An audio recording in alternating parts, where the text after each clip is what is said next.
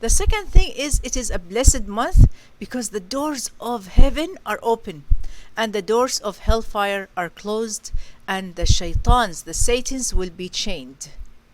Many of the sisters would say, well, I am, subhanallah, I've seen some of also like reverts do that. It's like, I can't fast the whole day, and they try to make all kind of excuses that they have medical conditions or something like, or I went to the doctor and they told me it's not good to fast.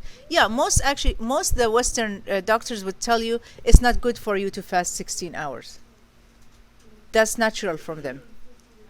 But if you go to the east, like in China and in the Middle East, they'll tell you how beneficial it is, because the Western mentality, they're just so used into, if something aches you, just take some chemicals into your body and that will fix you.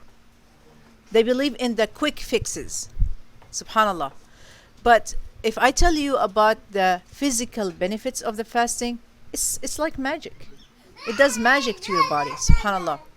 So the Prophet sallallahu alaihi wasallam, he said, when Ramadan enters, the gates of paradise are opened and the gates of hellfire are closed and the devils are chained. When someone is telling me and giving me excuses that they cannot fast in Ramadan and they don't fast in Ramadan, trust me, it's not shaitan, it's their nafs.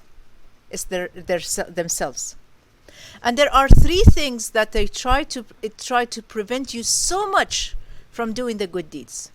The first thing is the dunya, the desires. The desires will come to you with very beautiful way.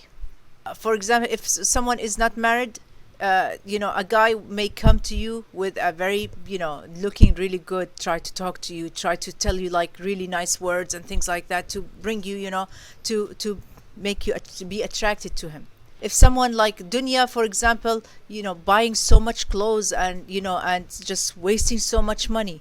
It could be also dunya, for example, wasting your time so much on TV and watching so many like series and things like that will take you away from the dhikr, from mentioning Allah subhanahu wa ta'ala, from the salah, from all these things. Dunya could be also our children. This is a fitna by itself. That, I don't have time to pray because I have to cook, I have to clean, I have to do the laundry, I have to do this and that and things like that. So, this is dunya. Makes you busy all the time. Wants to take you away from. The second thing is shaitan. Subhanallah. Shaitan is probably the most patient person in this world I've ever seen. Because he comes to you in one way. And if you say no to him, he will come to you from another way.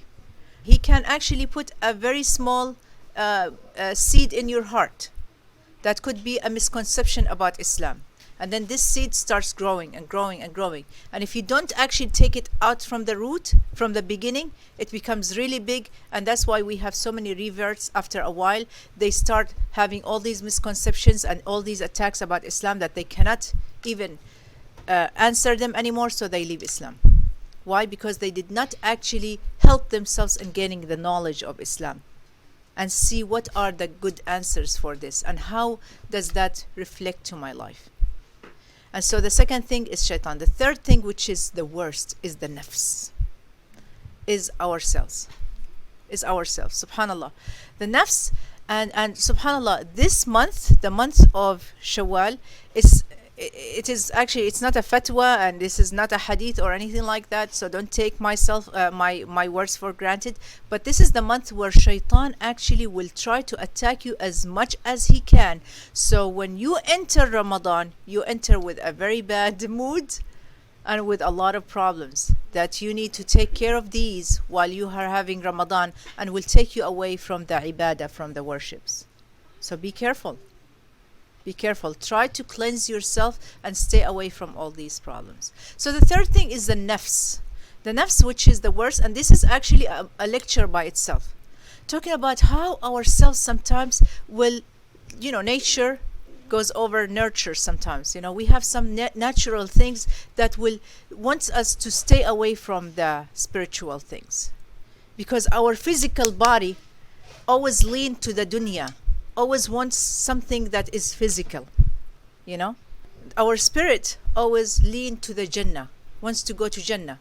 But sometimes our physical desires and our physical nafs will actually take over, will overcome us.